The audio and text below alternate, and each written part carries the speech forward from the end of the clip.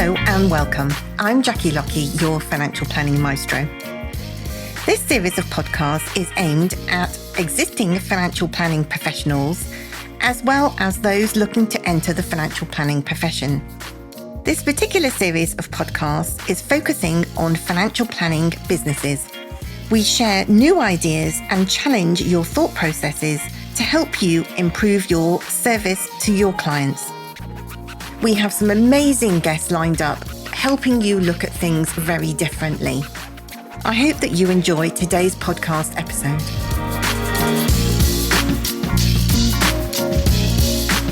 Hello and welcome. I'm Jackie Lockie, your financial planning maestro. And today we are talking all about questions, client questions, how you could ask better questions, getting a better method to ask your client questions. And we are discussing this really interesting topic with Brendan Frazier from Wired Planning in the US. Hello, Brendan. Hey there. Thank you for having me. Excited to be here. And as I told you just a minute ago, this is something that I could talk about passionately pretty much all day, any time of the day, every day. So I'm excited about it. Excellent. So as we were just saying, I've been stalking Brendan on social media, and he has newsletters as well to sign up to. That we'll give you some details. I'll post that in the show notes as well for today's podcast. But we are going to start right at the very beginning, Brendan, and I'm going to ask you about how you got into the financial planning profession in the first place.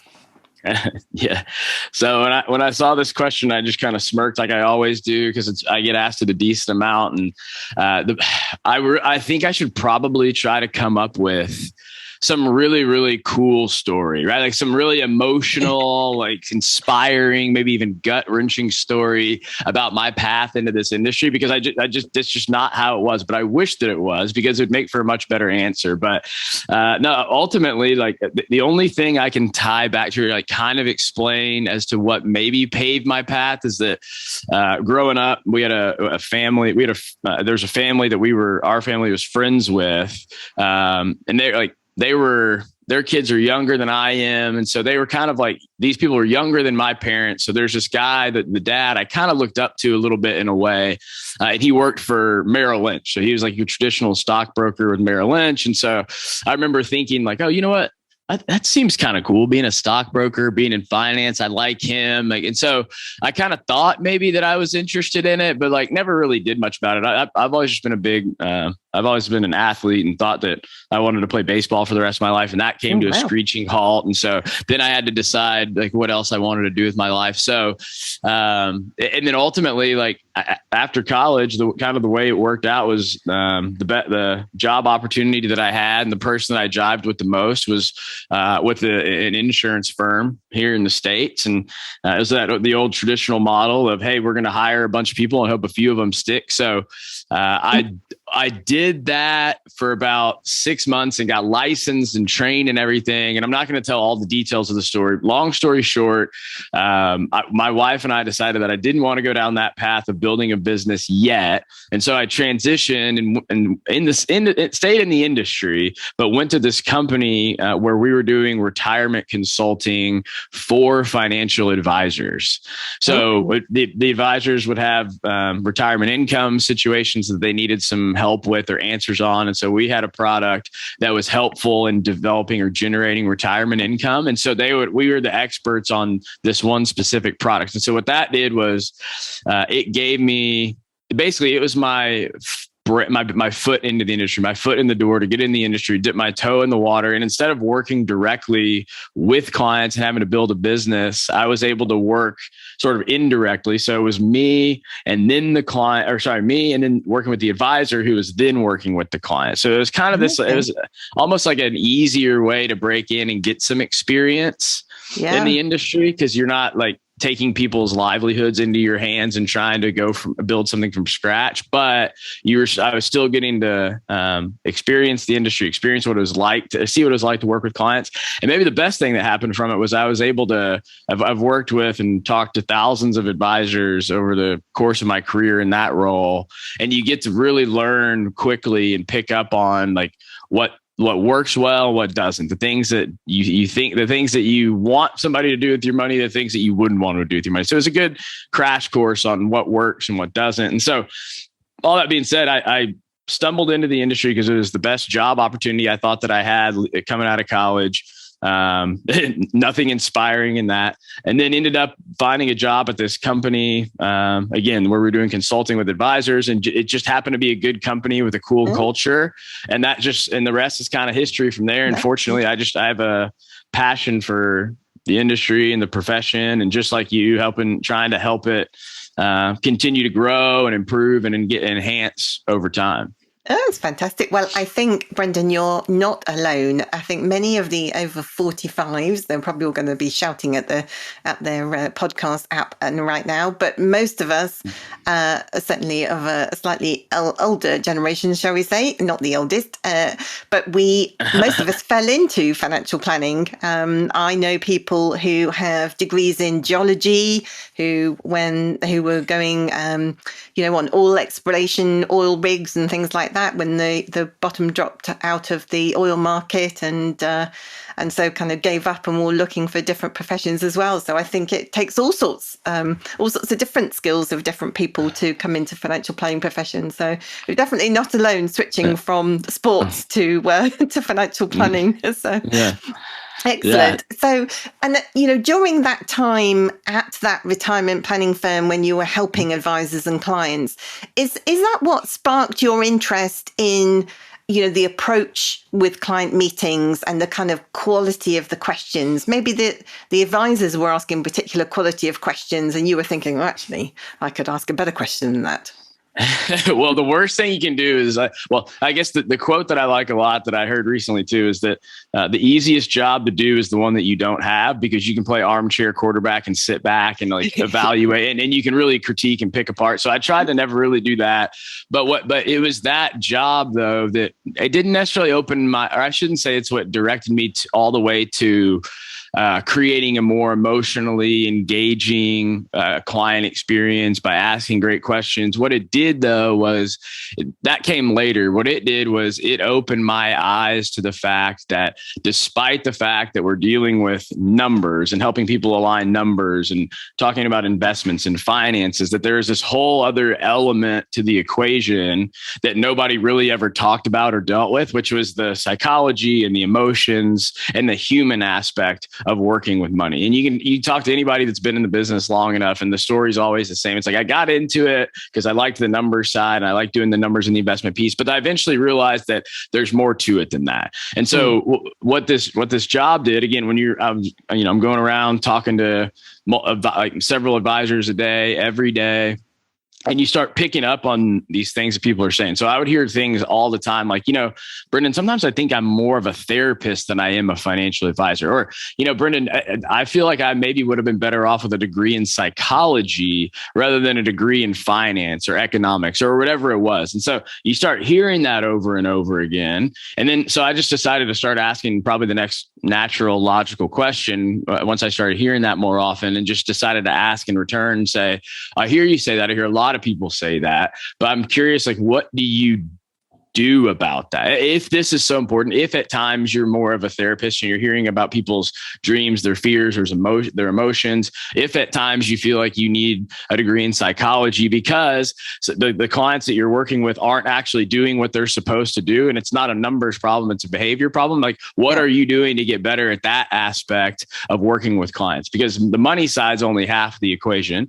And inevitably, it was always just a resounding, nothing particular, nothing necessary. Maybe I've read a few books, or I've tried to read a few books or this or that, but nobody was and there were no trainings, courses, or designations that taught you how to deal with emotionally charged human beings on the emotionally charged topic of money. I shouldn't say that there's none. There are some.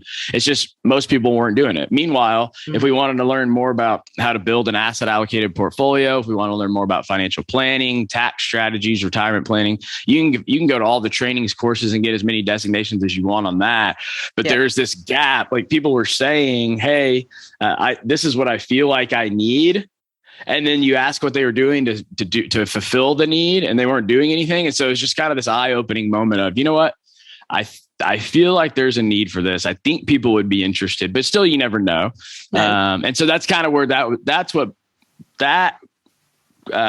my experience in that role opened my eyes to the human side. And then as I started diving more so into the human side, I was kind of like most people were. Initially, I kind of started off with this like, oh, it's about behavior management when it comes to investing, how to keep people invested during a market downturn. Like, what are the things we can do to do that, which is still a big piece of it. But then the more you start delving into it, the more you start realizing there's all these other dynamics that go into the human aspect. Yeah.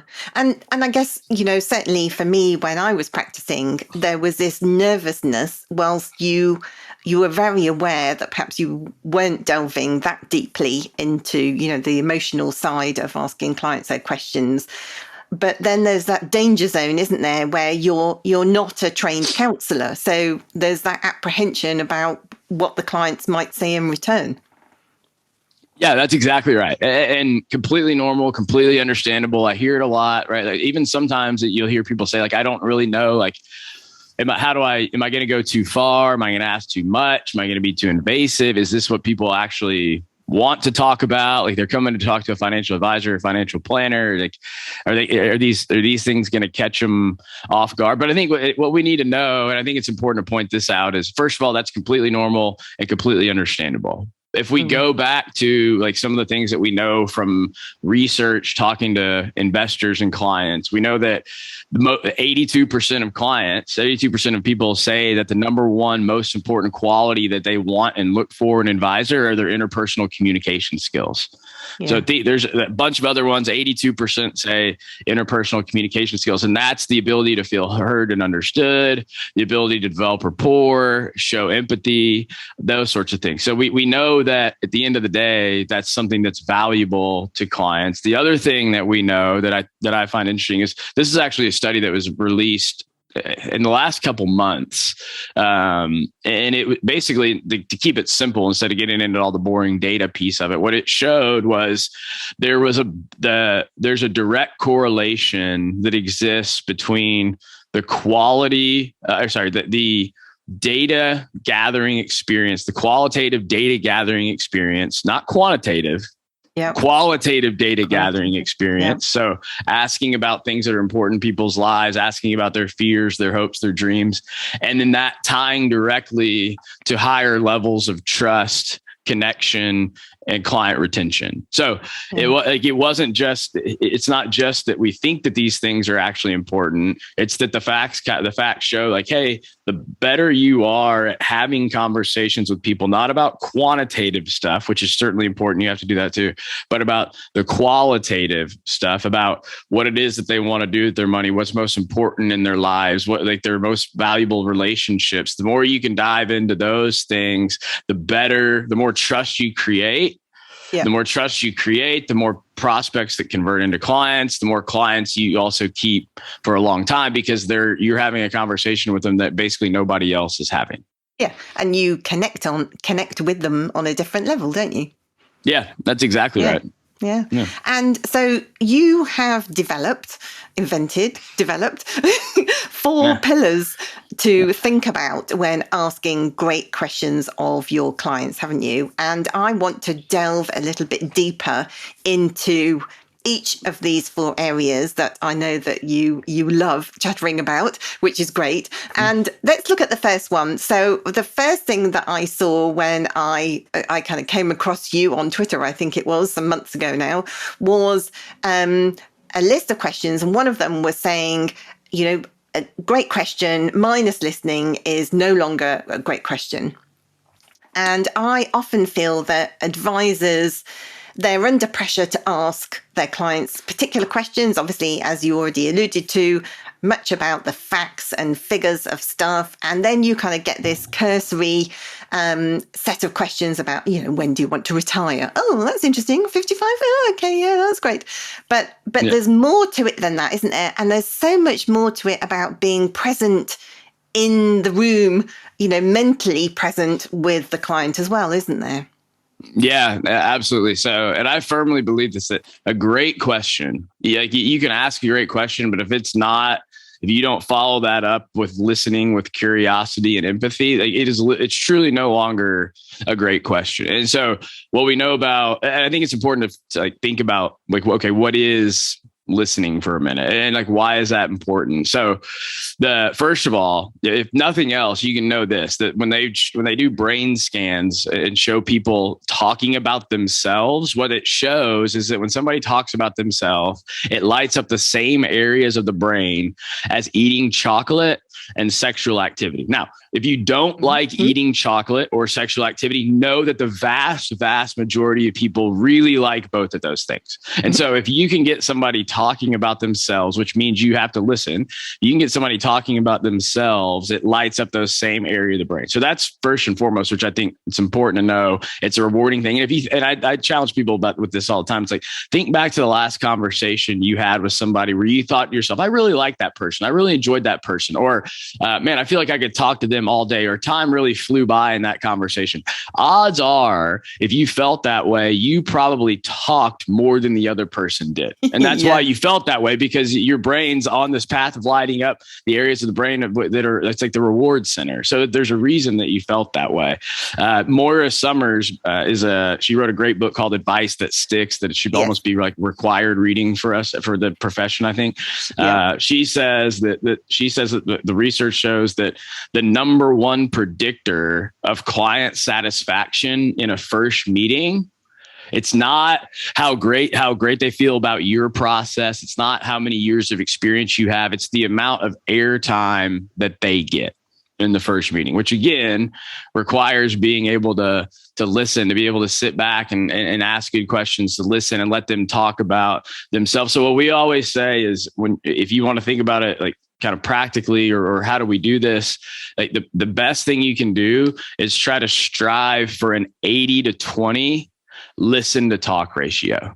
So 80% of the time listening, 20% of the time talking, because it's really hard to do. So inevitably what'll happen is, if you aim for that, if that's kind of your goal, you'll probably end up at a 60-40, 70-30. Well, hopefully at least 60-40, hopefully more like 70-30. And if you land there, that's a pretty good spot. That's a pretty good place to land. So aim for 80-20. You'll probably fall a little bit short, but at least gives you something to kind of think about and think through. And then two more things I would add on listening, because this, obviously, you can tell this is something I'm passionate about. One is most people tend to think, or there's articles, books, knowledge out there that says like listening is just simply sitting there, nodding your head, kind of like maybe using some reassuring words like, yeah, okay, right, like that kind. And that's all important non-verbal type communication to show that you're listening. But good listening is not just a passive endeavor. So my favorite way I've heard this explained is, a good listener is less like a sponge and more like a trampoline, where you give somebody the space to bounce their thoughts, their feelings, and their ideas off of, and you actually amplify and energize their thinking by listening. So you're not a sponge. You don't just sit back and let somebody talk and nod your head and give the right, and try to mirror their body language. You're actually a presence that bounces, that they feel energized and amplified by. So you're more of a trampoline than a sponge. That's fantastic. That's a fantastic analogy. I love that one. I remember years back I did a Dale Carnegie course, and that was really interesting, trying to do that, to listen and support other people. And it changed the way that I asked my questions and my clients after that. So that was really interesting. But you said that there were 2 points that you wanted to make. There was another one in there somewhere, Brendan.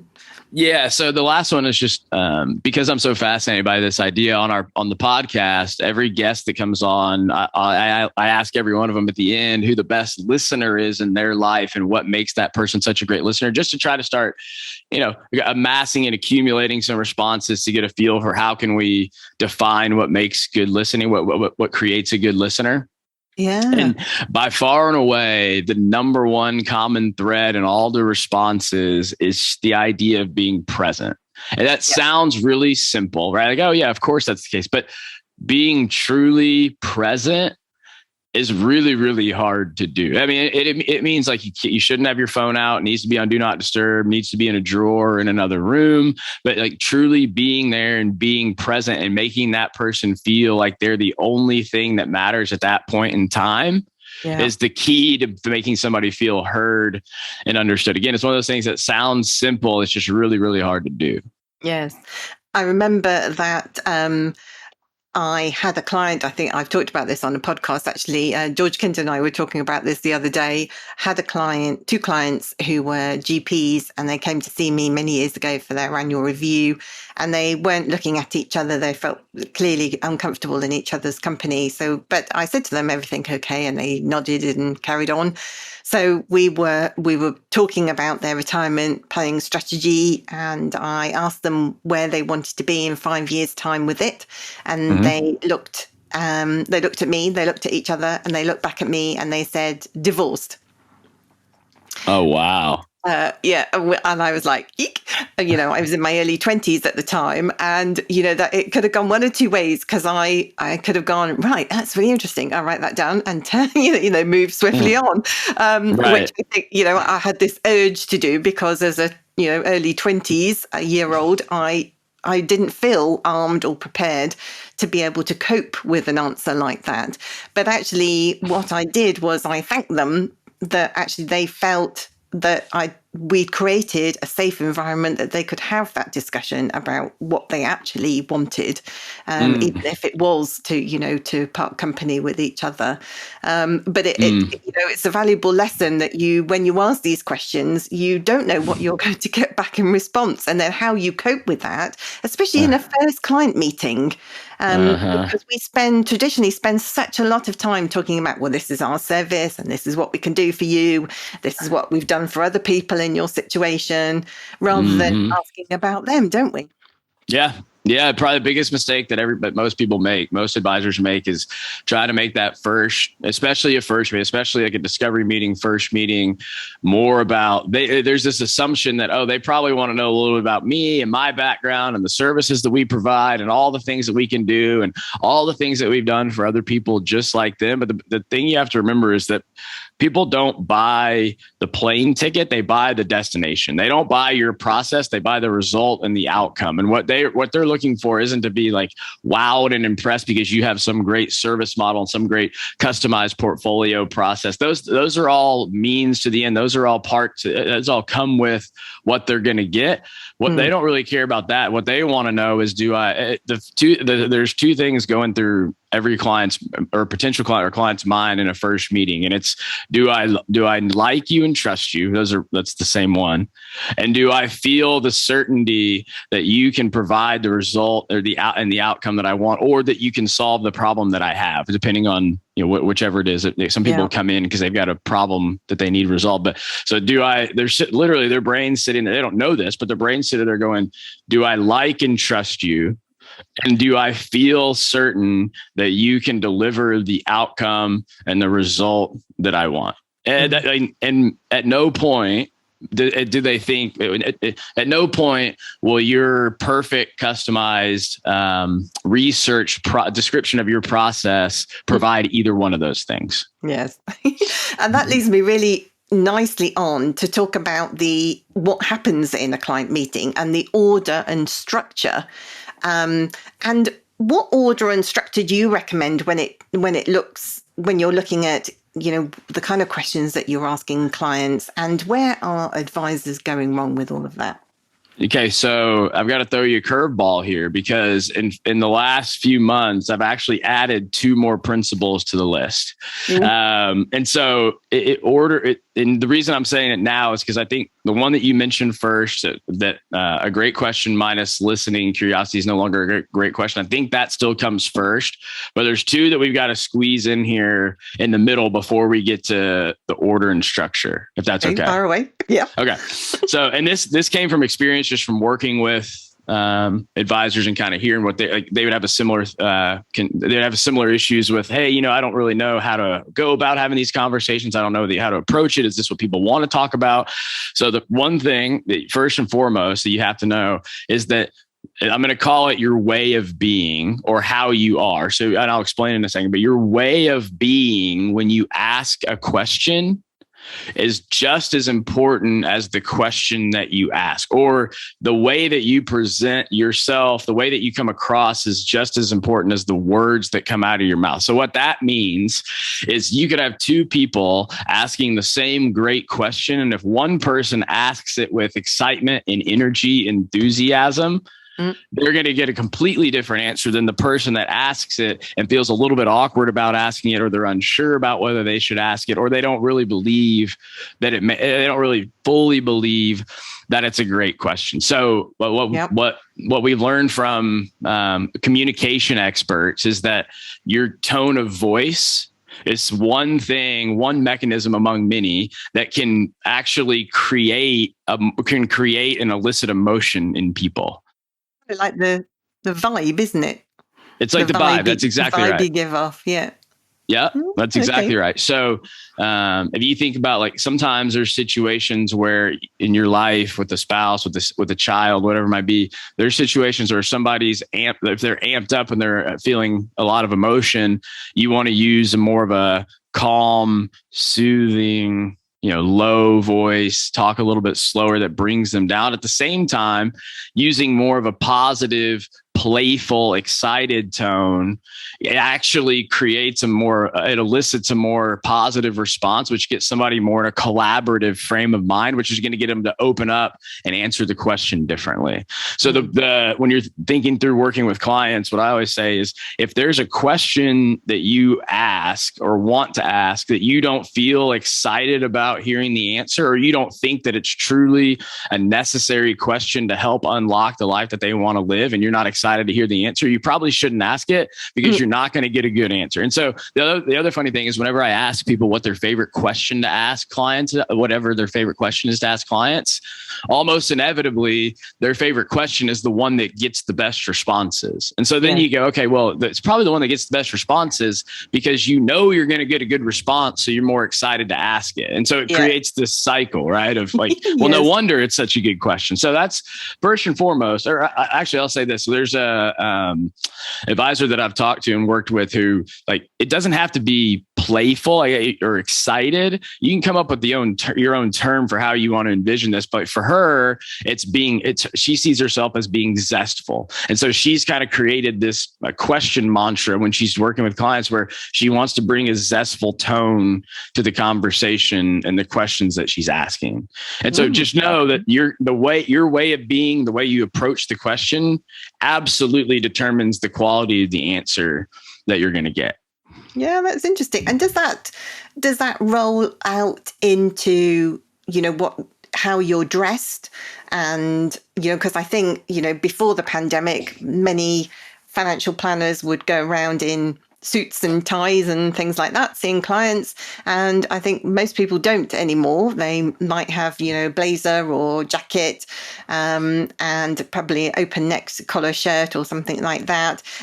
But I guess that's as part of your being, of what you're comfortable with. And if you're comfortable in your own skin wearing what you're wearing, then I guess that helps give you the confidence to ask those questions.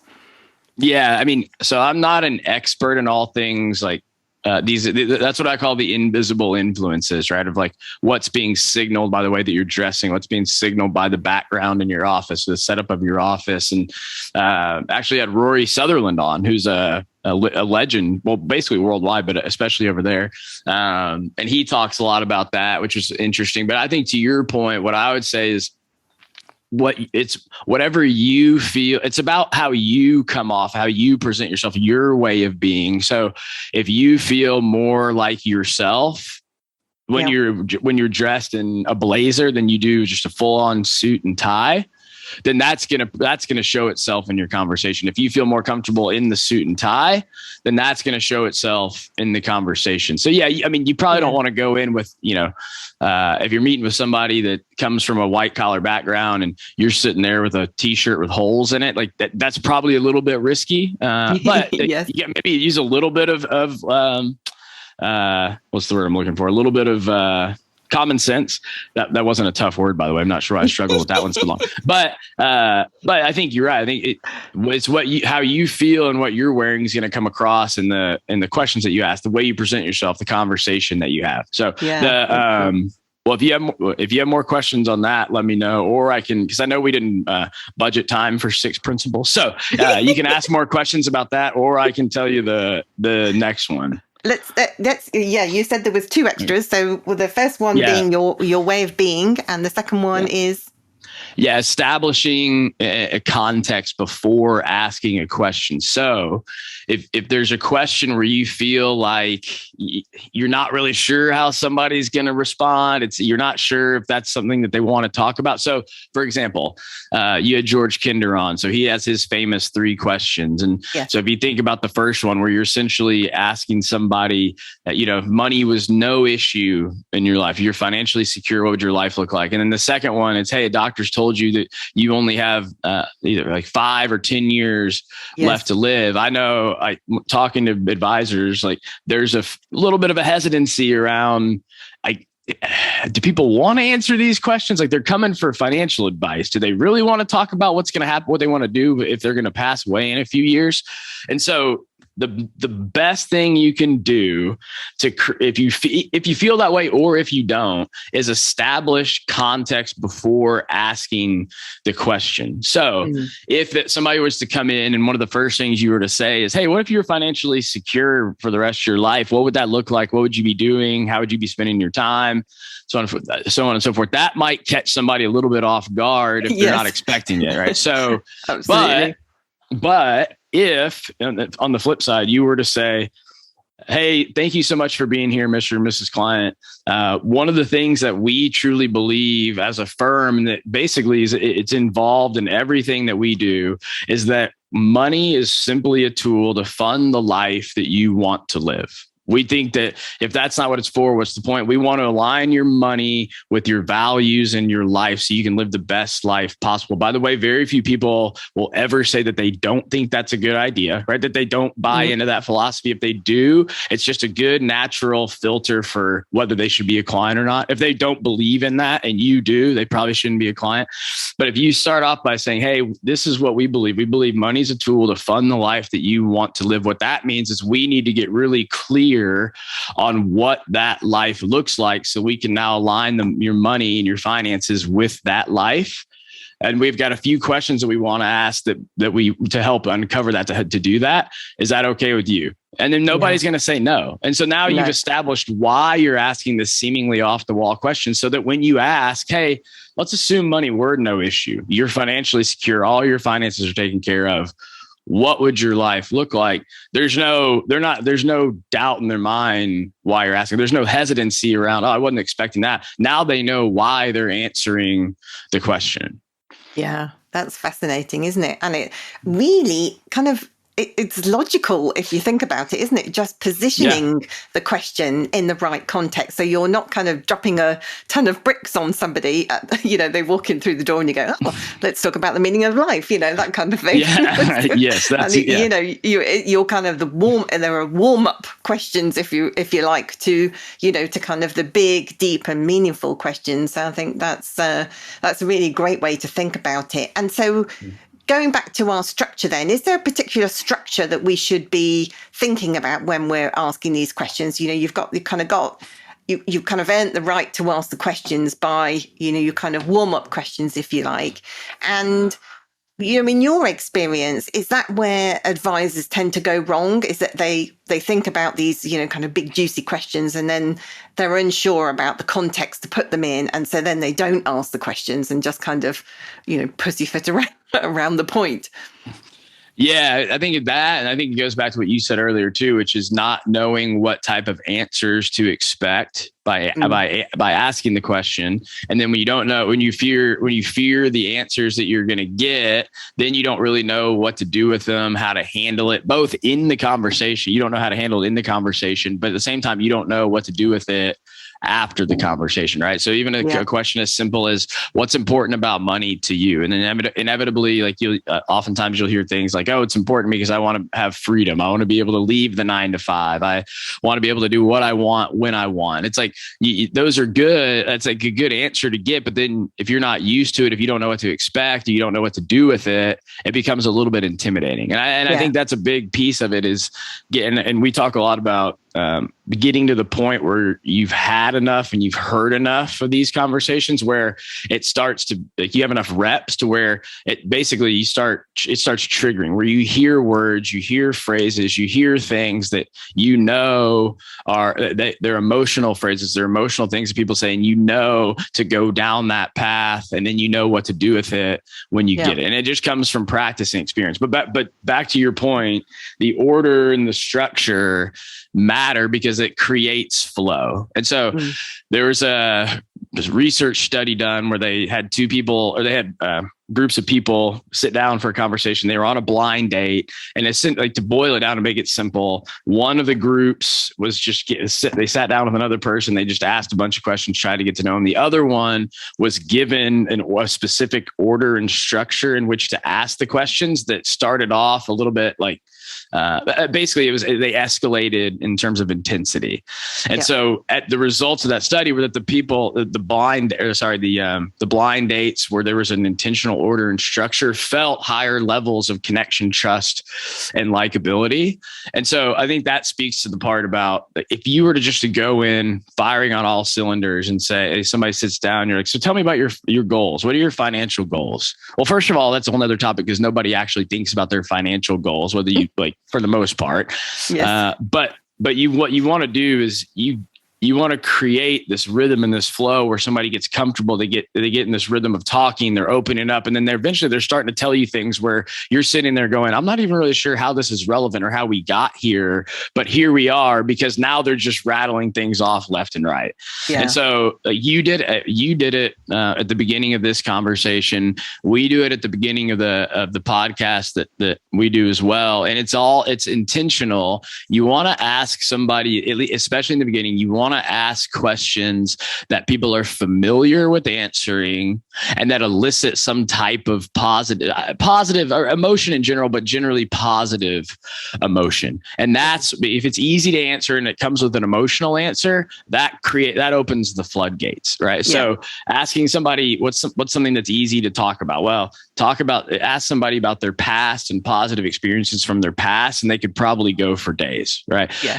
You asked me how I got in the industry, right? How did you get here? What was your path? Well, I gave you the short version, and then I was fighting the urge to tell you every detail of how I got there along the way, because it's something that I've thought about. It's something that I've answered before, and it's something that I have a positive emotion to, right? And so now you've got the wheels turning. You've greased the wheels a little bit. I'm in a conversational flow. And so I'm now to the point where I'm comfortable talking. And so when you ask more meaningful questions, you sort of earn the right to ask those questions. And I'm now in a place where I'm primed to open up and answer them with more detail. Yeah. Yeah.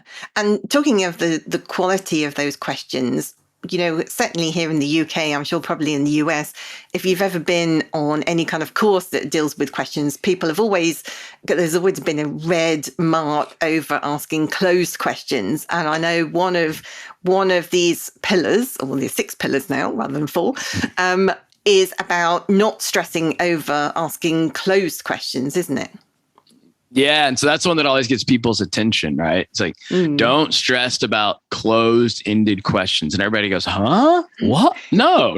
I've been told my whole life that I'm supposed to ask open-ended questions. So first of all, clarification. Yes, open-ended questions are inevitably, unquestionably, undeniably, without fail, better than closed-ended questions. So what I'm not doing is I'm not arguing and making the case that you should ask all closed-ended questions. But for anybody that's heard that about not asking closed-ended questions, but asking open-ended questions, you also are probably familiar with the feeling of sitting there talking to somebody, asking a question, and then going, oh, shoot. No. That was close. I asked a yes or no question. What's a better way to phrase it so that I can ask it open-ended? Or you go, oh, that was closed-ended. I need an open-ended question next. What should I ask? And so there's this unnecessary pressure around asking open-ended questions because you're supposed to. And guess what's happening as you're stressing out about these not asking open-ended questions? You're not listening to what the person's saying.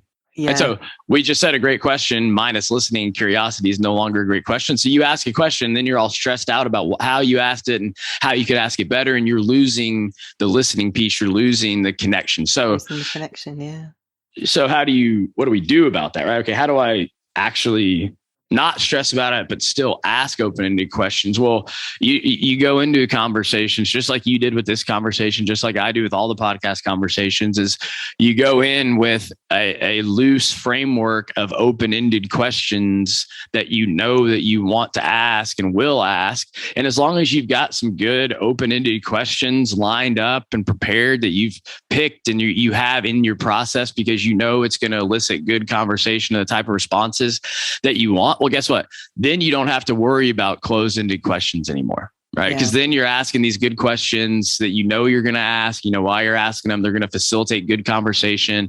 And so closed-ended questions are something you just don't have to stress about at that point. And the final pillar that you talk about is that the most powerful question is the follow-up one, isn't it?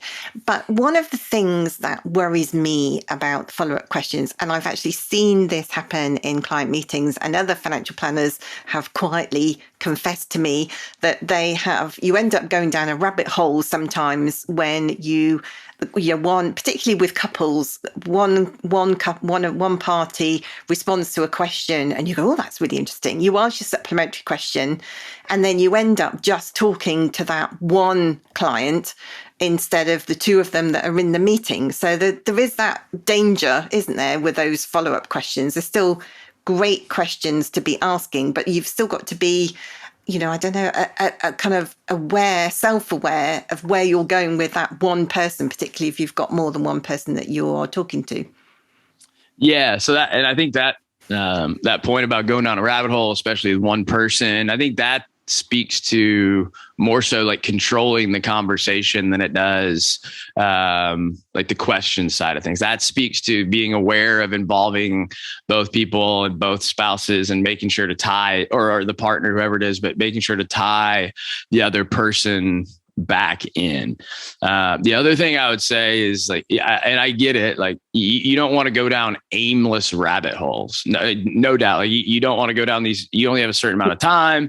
You only have a certain amount of, really people only have a certain amount of mental capacity to sit there and have these emotional conversations. So you don't want to waste time. But what I would say though, is that most people, generally speaking, don't have trouble going down rabbit holes. So if you find yourself in that place where you're like, hey, you know what? I keep having these conversations that are going 30 minutes longer than they're supposed to, and we're talking about things that don't matter. That's actually a good problem to have because you can always dial it back in. You would rather have that problem than the problem of not being able to get somebody to open up and talk at all. In fact, if you're not having any rabbit hole conversations or you're not having to prevent rabbit hole conversations, I would argue that you probably need to be better at asking follow-up questions. And so I say that the follow-up question is the most powerful question you can ask, because here's what happens.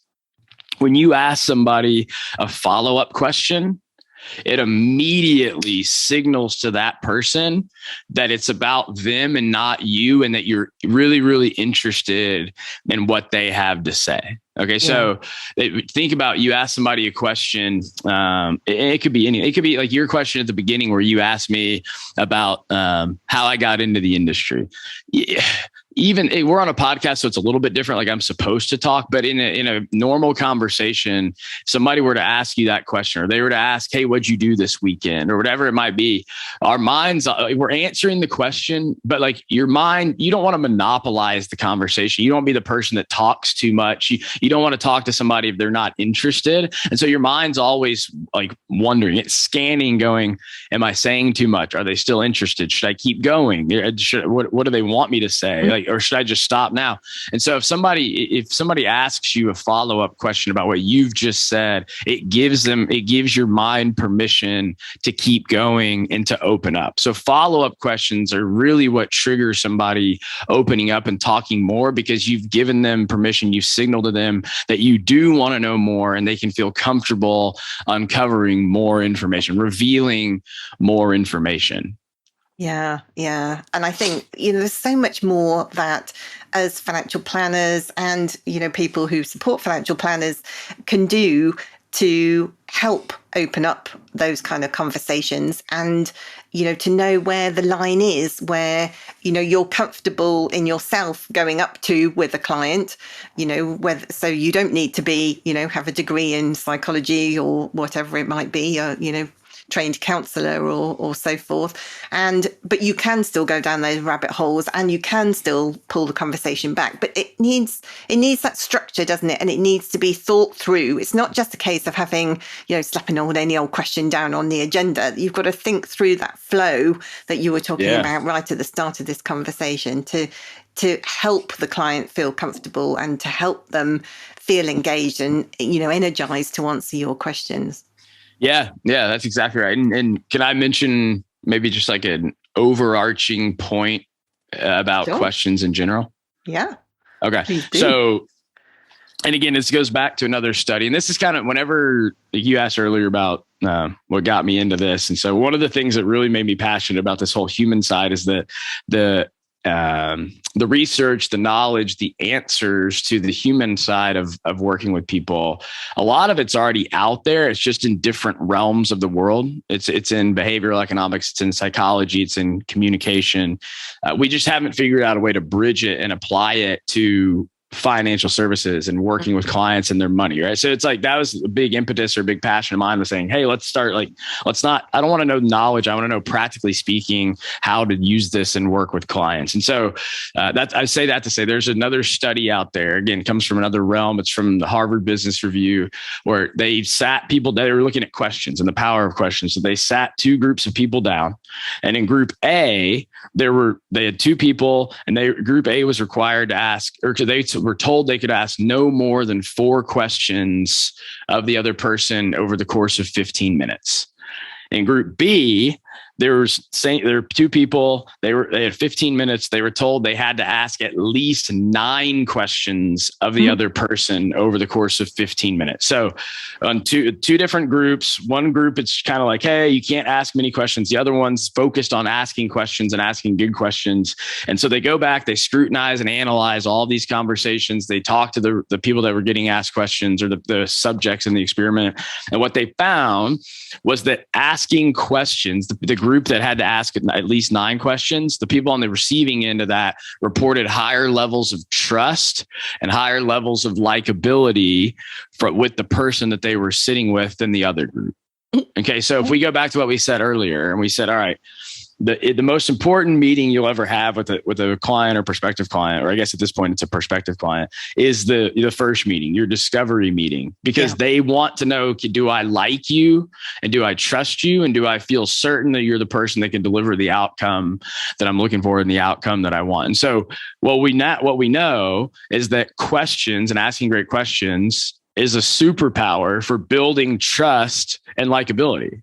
So the better you can get at asking good questions and listening with curiosity, you're constantly establishing trust and building a connection and establishing likability. And oh, by the way, right? I don't think anybody would argue that in order to do your best work as a financial planner and navigating somebody's life and their finances, you need to know as much about that person and their finances as possible. And so how do you find out as much as you can? And how do you get them to open up and talk to you about these things that they don't talk to probably anybody else in their life about?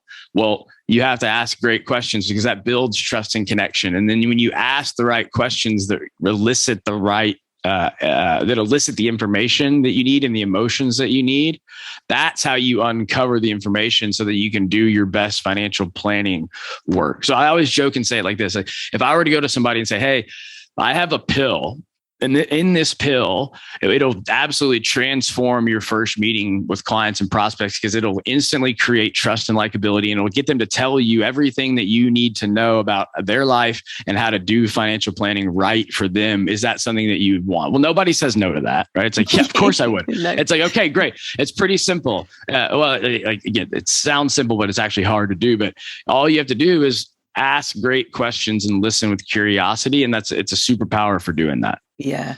And I love that analogy, having a superpower. And so for the financial planners and paraplanners in the UK who want to develop their questioning skills, what would be your tips of things, that any immediate steps that they could take now?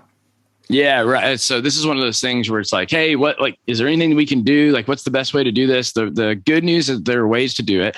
The bad news, if you want to call it bad, well, maybe we shouldn't call it bad. Maybe we should call it the flip side of that, is that it's like anything. It doesn't just come naturally. It takes a little bit of work. It takes some honing and some perfecting. And the good news is whenever that's the case, it means that most people aren't doing it and aren't willing to do it. So it's an easy way to give yourself a competitive advantage over everybody else. So the first thing you should do is try to think through about probably 3 to 5 questions, I'd say, just to keep it simple at first, that you like asking, that you're excited about asking, that you want to ask clients, because when you're excited, that comes out in the way you're asking, it's going to get back better information. So even having like the loose, like we said earlier, a loose structure and a framework for the questions that you want to ask is probably the best place to start. So we have an article on the website where I went out and polled a bunch of advisors around the world and got them to submit what they consider to be their favorite questions to ask clients in a first meeting, and basically compiled all those answers into an article. And so it's essentially a question menu where you can, if you want some ideas of good questions to start jogging your creative conscious, you can go there. There's a list there, and you can even pick 3 to 5 just from that list. It's basically whittled down to the best and the most popular questions that people ask. So I would start there. And then the second thing, really the only way to do it from there, is to practice and learn and start hearing what some of the answers and responses sound like. Learn how to get better at like picking up on triggers and following up with good questions. And so I wouldn't do that right away with a prospective client. The best way to practice is either with somebody in your life. Could be a spouse, could be a family member. That's probably a good starting point. But ultimately, you want to try to find somebody that's like a good friend, but not a great friend, where you've got to it's kind of like a prospect coming in where you may not know them super well, but you kind of know them. You want to get to know them better. You can do it with friends like that. And then if not with friends, then start with your clients that, and everybody will know, either your clients where there's less at stake, or your clients where you can't screw up no matter what, or where they're with you for life. And so you're going to kind of test it out on them. You need a little bit of a testing ground to get better at it. Do that 3, 4, 5 times. You'll start getting comfortable with the answers and how to handle them. And then you can take it into an actual meeting with a prospective client. Yeah, that's fascinating. Find a good friend, but not a great friend. Yeah, right. That. Yeah. Like we all know, everybody literally just thought of like a few people where they're like, oh yeah, that's somebody that like I'm kind of friends with, but I really don't know a lot about. And this would be a good way for me to try to practice getting to know them better. And I guess depending on how big your office is, you could probably practice on each other, because I guess we might fall into that category too. Yeah, that's a good point too. Yeah, that's a great point. Like I know people that they practice with their colleagues, and there's no bad way to practice. It's just whatever is easiest, whatever your preferred way is.